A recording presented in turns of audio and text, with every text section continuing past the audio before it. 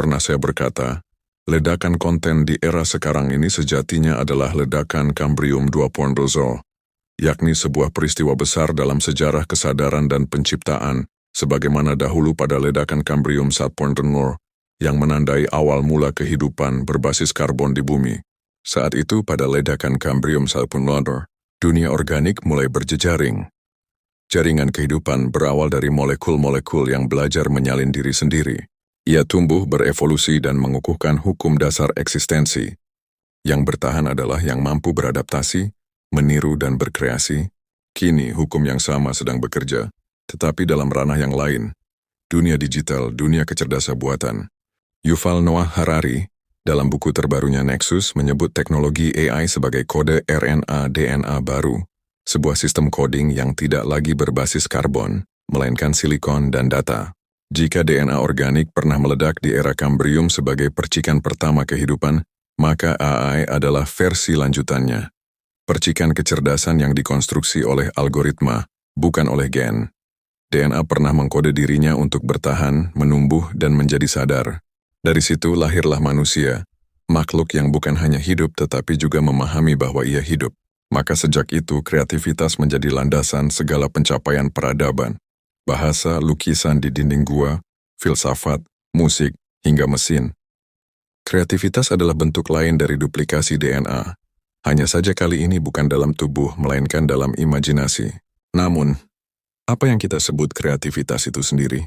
Ia adalah sebuah realitas intersubjektif, ruang di mana kesadaran satu manusia bersinggungan dengan kesadaran manusia lainnya, melahirkan dunia-dunia simbolik, agama, bangsa, ideologi, dan sistem nilai.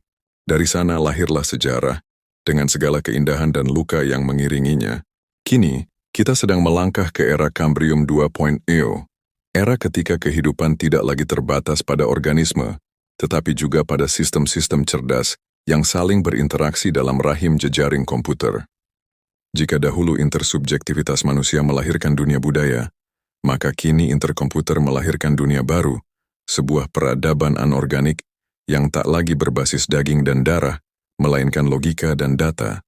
Entitas-entitas interkomputer ini adalah embrio dari kehidupan jenis baru. Mereka saling berkomunikasi, belajar, menyalin, dan mencipta, seperti DNA di masa purba. Namun seperti halnya setiap kelahiran, di sana juga tersembunyi potensi kekacauan.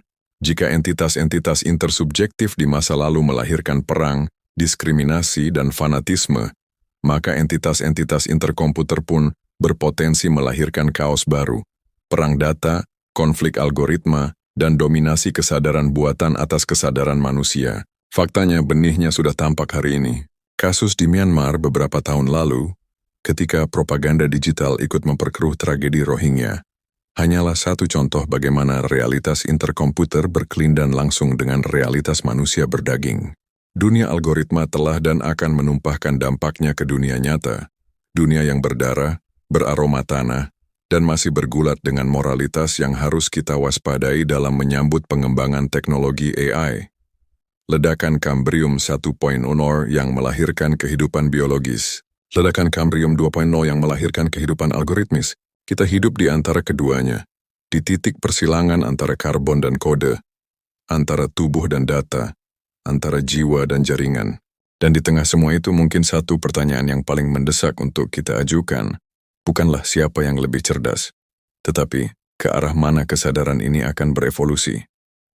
Apakah kita sedang mencipta kehidupan baru, atau justru sedang menulis akhir dari kehidupan lama kita? Manusia berdarah dan berdaging tak tetap bertahan seperti sedia kala.